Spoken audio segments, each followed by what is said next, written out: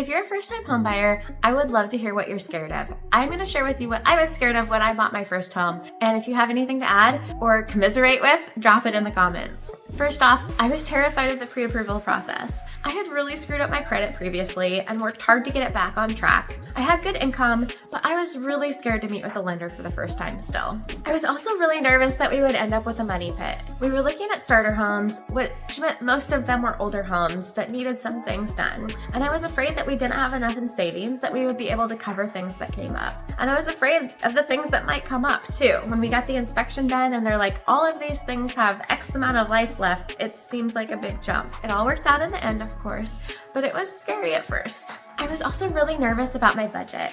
At that point in time, the rent on our apartment was far less than the mortgage payment that we were signing up for. And although I could look at the numbers on paper and see that we would be okay, it was a big stretch and meant that we had to cut some fun stuff out of our life for a little bit. In the end, all of those fears were well worth it, and we found a house that we love, and we still live in our first home today.